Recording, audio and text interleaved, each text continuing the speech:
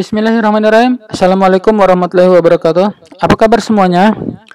Hari ini kita akan mempelajari mata pelajaran simulasi dan komunikasi digital yang terdapat pada kelas 10 SMK di semua jurusan. Materi yang akan kita pelajari adalah logika dan algoritma. Materi ini terdapat pada kompetensi dasar 3.1, yaitu menerapkan logika dan algoritma komputer, dan 4.1 menggunakan fungsi-fungsi perintah atau komen. Tujuan pembelajaran setelah menyaksikan materi ini, diharapkan Anda mampu menjelaskan konsep logika dan algoritma, mampu mengetahui dan menjelaskan lambang-lambang flowchart, mampu mengamati untuk mengidentifikasi dan merumuskan masalah tentang konsep logika dan algoritma menggunakan flowchart. Kemudian, mampu membuat salah satu algoritma yang ada dalam kehidupan sehari-hari dengan menggunakan flowchart dan dituangkan di dalam perangkat lunak Microsoft Visio. Logika diperkenalkan pertama kali oleh Aristoteles. Logika ini berasal dari bahasa Yunani, yaitu dari kata logos, yang bermakna hasil nalar yang diutarakan dalam kata dan dinyatakan dalam bahasa. Logika merupakan salah satu cabang ilmu filsafat. Cabang-cabang ilmu filsafat yang lain adalah epistemologi, etika, dan estetika. Namun dalam pembahasan ini, logika tidak dijelaskan secara rinci. Jadi kita hanya menggunakan logika untuk mempelajari bernalar sebagai kecakapan hidup, berpikir secara lurus, tepat, runtut, dan teratur, yang merupakan penerapan logika dalam kehidupan keseharian kita. Logika identik dengan masuk akal dan penalaran. Nah, penalaran adalah salah satu bentuk pemikiran. Pemikiran adalah pengetahuan tak langsung yang didasarkan pada pernyataan langsung. Pemikiran mungkin bisa benar dan mungkin juga tidak benar. Definisi logika sebenarnya sangat sederhana, yaitu ilmu yang memberikan prinsip-prinsip yang harus diikuti agar dapat berpikir valid menurut aturan yang berlaku. Pelajaran logika menimbulkan kesadaran untuk menggunakan prinsip-prinsip untuk berpikir secara sistematis. Manfaat kita mempelajari logika yaitu, pertama, bisa menjaga supaya kita selalu berpikir benar menggunakan asas-asas secara sistematis. Yang kedua, membuat daya pikir menjadi lebih tajam dan menjadikannya lebih berkembang. Yang berikutnya, membuat setiap orang berpikir cermat, objektif, dan efektif dan dalam berkomunikasi. Kemudian yang terakhir, meningkatkan cinta kebenaran dan menghindari kesesatan bernalar. Salah satu fungsi logika adalah sebagai alat menarik kesimpulan. Kita bisa menggunakan alat ini setelah melakukan penalaran berdasarkan premis-premis yang ada. Penalaran untuk menarik kesimpulan ada dua, yaitu bernalar secara deduktif dan bernalar secara induktif. Akan kita bahas satu persatu. Bernalar secara deduktif, yaitu penarikan kesimpulan yang bergerak dari pernyataan benar yang umum ke khusus. Perhatikan di sini akan saya berikan contohnya. Misalnya, untuk premis yang umumnya, semua siswa SMK harus disiplin dan bertanggung jawab. Kemudian ada premis khusus, Sandi adalah siswa SMK. Maka bisa kita tarik kesimpulan dari kedua premis tersebut, Sandi harus disiplin dan bertanggung jawab. Perhatikan perbedaannya dengan yang bernalar secara induktif, yaitu penarikan kesimpulan yang bergerak dari pernyataan benar yang khusus ke umum. Jadi kebalikan dari deduktif. Kalau deduktif dari yang umum ke khusus. Kalau induktif dari khusus ke umum. Perhatikan contohnya. Di sini saya akan memberikan 3 buah premis khusus. Kemudian akan kita tarik kesimpulan ke pernyataan yang umum. Pertama, Devi rajin belajar. Dia mendapat hasil yang memuaskan. Premis yang berikutnya, Yuda rajin belajar. Dia mendapat hasil yang memuaskan. Kemudian, premis yang ketiga, Tika rajin belajar. Dia mendapat hasil yang memuaskan. Nah, dari ketiga premis ini, dapat ditarik kesimpulan, siswa yang rajin belajar akan mendapatkan hasil yang memuaskan. Bisa dipahami ya? Kita lanjutkan.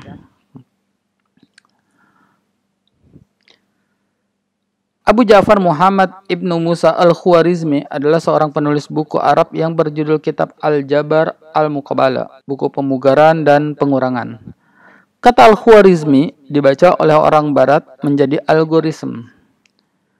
Kata algoritma berarti proses menghitung dengan bahasa Arab atau dengan angka Arab. Nah, seseorang dikatakan algoris jika orang tersebut menggunakan angka Arab. Kata algoritma lambat laun menjadi algoritm disebabkan karena kata algoritma sering dikelirukan dengan kata aritmetik sehingga akhiran SM berubah menjadi THM. Kata algoritma diserap ke dalam bahasa Indonesia menjadi algoritma. Domain algoritma ada 4. Yang pertama, masalah. Ini sebagai motivasi untuk membuat algoritma. Kemudian algoritma, yaitu prosedur untuk menyelesaikan masalah. Tidak jarang suatu masalah dapat diselesaikan dengan lebih dari satu cara. Kemudian yang ketiga, program, yaitu representasi formal dari suatu algoritma dengan menggunakan bahasa pemrograman yang bisa dimengerti oleh komputer. Dan yang keempat adalah proses, aktivitas menjalankan langkah-langkah dalam algoritma tersebut. Algoritma adalah serangkaian langkah-langkah yang disusun menjadi urutan logis kegiatan untuk mencapai tujuan. Kata logis di sini berarti benar sesuai dengan logika manusia. Untuk menjadi sebuah algoritma, urutan langkah yang ditempuh untuk menyelesaikan masalah harus memberikan hasil yang benar.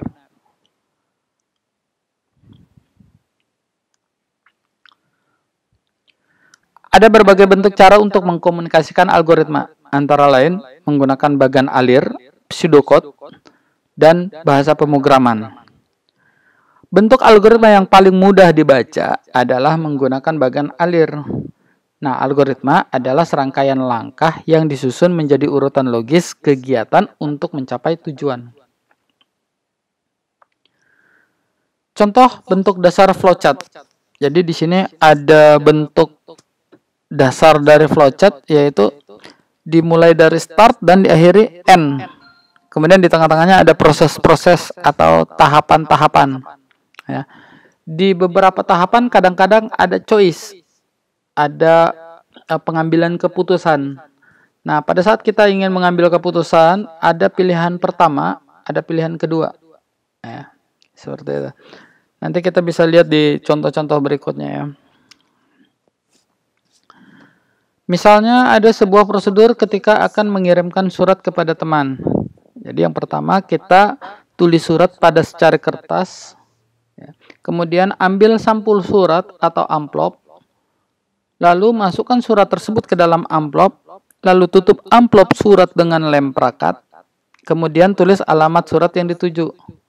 Nah, kalau kita tidak ingat, maka kita ambil buku alamat dan cari alamat yang dituju, lalu tulis alamat tersebut pada amplop surat. Nah, bagian ini adalah decision. Ya, jadi kita mengambil keputusan, ada 2 pilihan. Ingat atau tidak ingat? Jika iya, maka kita langsung tulis alamat tersebut pada amplop surat. Jika tidak, maka kita harus cari dulu alamatnya di buku alamat. Ya, baru kita tulis. Kemudian tempelkan perangko pada amplop surat. Lalu terakhir kita bawa surat ke kantor pos untuk diserahkan pada pegawai pos atau langsung menuju ke bis surat untuk memasukkan surat ke dalam kotak surat. Tahapan analisa algoritma. Yang pertama, bagaimana merencanakan suatu algoritma. Yang kedua, bagaimana menyatakan suatu algoritma. Untuk menyatakan suatu algoritma, yang pertama misalnya dengan bahasa semu atau pseudocode. Saya akan berikan contohnya di sini.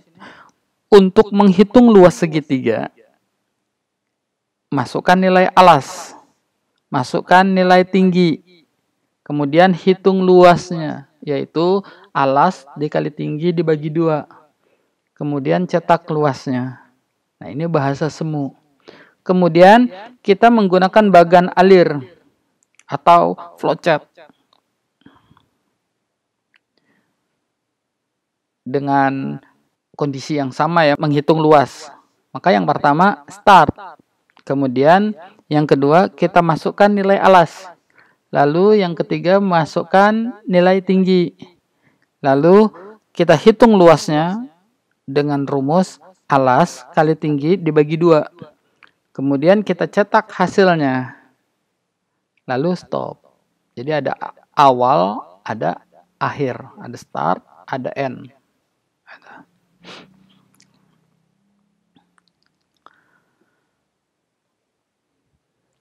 Flowchart atau bagan alir adalah bagan yang menunjukkan alir di dalam program atau prosedur sistem secara logika. Nah, flowchart digunakan terutama untuk alat bantu komunikasi dan untuk dokumentasi. Terdapat berbagai alasan bagi seseorang untuk menggunakan flowchart. Antara lain, yang pertama, dokumentasi proses. Bagan alir dapat digunakan untuk mendokumentasikan proses menjadi lebih terorganisasi dengan baik. Yang kedua, sebagai petunjuk untuk memecahkan masalah. Nah, runtutan langkah dari yang umum menuju ke khusus tadi, atau sebaliknya, deduktif dan induktif, ini merupakan petunjuk pemecahan masalah yang digambarkan dengan bagan alir. Kemudian yang ketiga, pemrograman. Bagan alir dapat digunakan untuk menggambarkan garis besar program yang akan dibuat. Bagan alir juga digunakan untuk merancang navigasi pengguna pada tampilan aplikasi yang akan dibuat. Kemudian mengkomunikasikan hal-hal yang prosedural.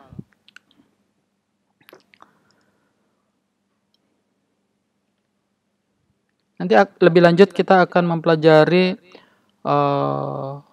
contoh-contohnya yang nyata dalam kehidupan sehari-hari.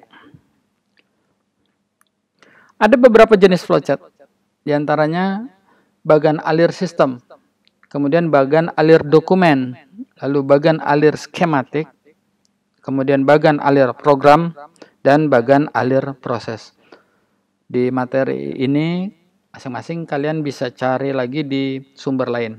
Ya, saya tidak menjelaskan secara rinci untuk masing-masing bagan alir. Bagan alir tersusun dari berbagai simbol yang berbeda untuk mempresentasikan sebuah input, proses, maupun output yang berbeda. Di sini saya akan tampilkan simbol dan masing-masing kegunaannya. Ya. Yang pertama ada simbol terminator. Simbol ini berfungsi untuk menandai awal dan akhir sebuah flowchart dan terdiri dari 2 label, yaitu untuk mulai dan akhir. Jadi tadi kalau kalian lihat flowchart saya yang menghitung luas, di situ ada tombol start dan tombol stop. Tombol startnya bentuknya seperti ini simbolnya. Kemudian ada tombol proses, ada simbol proses. Kemudian ada keputusan atau decision. Nah, keputusan atau decision ini menggunakan simbol yang berbentuk belah ketupat. Fungsinya untuk pengambilan keputusan terhadap suatu kondisi. Jadi misalnya ada 2 keadaan yang harus dipenuhi, iya atau tidak. Kemudian ada subproses. Simbol ini adalah simbol proses yang dapat dibuat menjadi lebih detail. Jadi ada proses, kemudian kalau dia ada detailnya, maka kita menggunakan simbol ini. Kemudian ada dokumen. Simbol ini digunakan untuk menunjukkan penggunaan dokumen yang terkait, misalnya berupa masukan atau hasil dari proses. Lalu ada data, simbol data. Ya, simbol ini menyatakan data tertentu yang terkait pada sebuah flowchart. Kemudian database. Simbol ini menunjukkan pemakaian database pada sebuah flowchart. Jadi kalau flowchartnya menggunakan database, kita gunakan simbol seperti ini. Kemudian ada simbol display, yaitu untuk menyatakan peralatan keluaran atau output. Misalnya di outputnya itu ada layar TV, ada monitor, ada suara, dan seterusnya. Kemudian ada kartu atau card. Jadi simbol ini digunakan untuk masukan dan keluaran. Lalu ada petunjuk. Simbol ini digunakan untuk menghubungkan setiap langkah dalam flowchart dan menunjukkan kemana arah aliran diagram. Lalu ada masukan manual. Simbol ini merepresentasikan masukan yang dapat dilihat secara manual. Lalu ada operasi manual ya untuk mempresentasikan operasi yang dapat dilihat secara manual. Kemudian ada preparation, yaitu untuk simbol persiapan. Lalu ada simbol konektor, ada dua ya. Yang atas itu on pack, yang lingkaran ya. On pack itu digunakan sebagai titik awal penghubung suatu langkah. Kemudian ada off pack yang digunakan sebagai titik temu penghubung suatu langkah. Selanjutnya kita akan berikan contoh algoritma ketika mandi. Ya.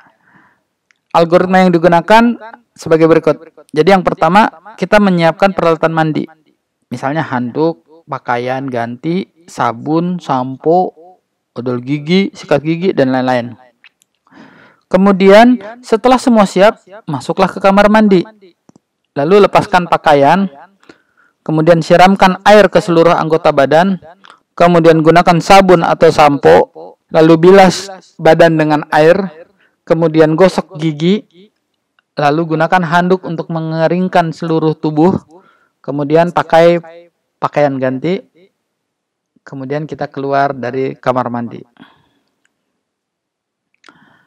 Lalu bagaimana dengan bagan alir atau flowchart?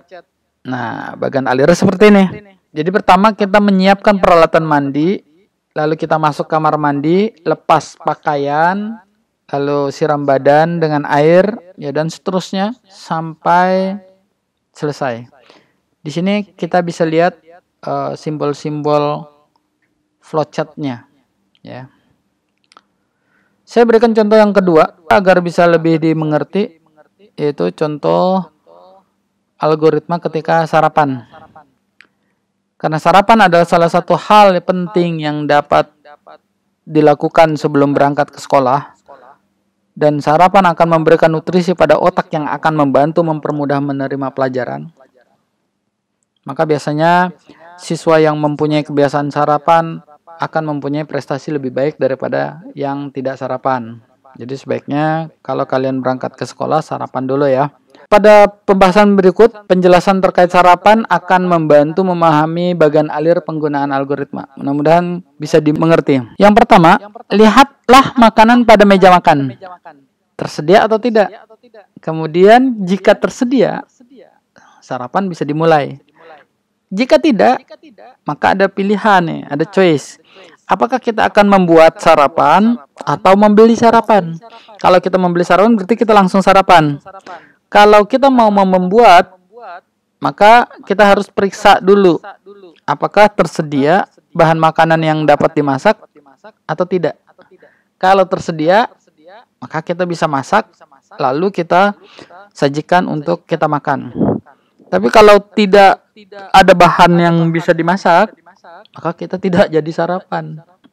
Ini perhatikan di flowchart-nya, mungkin akan lebih detail. Ya. Pertama kita periksa makanan, apakah tersedia atau tidak.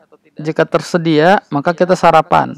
Jika ya, maka sarapan. Jika tidak, masak dahulu. Nah, untuk mau masak dahulu, ini ada tanda tanya. Kalau iya, kita cek lagi bahannya tersedia atau tidak. Kalau tidak, mungkin kita bisa beli sarapan. Nah, kalau seandainya bahan tersedia, maka kita harus buat dulu, lalu sarapan. Ya. Dan seterusnya. Oke, itu saja materi yang saya sajikan. Terakhir saya akan berikan tugas kepada kalian, yaitu membuat algoritma kegiatan dalam sehari-hari yang kalian mulai dari bangun tidur sampai menjelang tidur lagi di malam hari. Nah, algoritma yang kalian buat harus ada pseudocode dan flowchart-nya. Kemudian usahakan pada saat membuat flowchart dilengkapi dengan pengambilan keputusan atau decision. Oke, itu saja. Saya akhiri. Wassalamualaikum warahmatullahi wabarakatuh.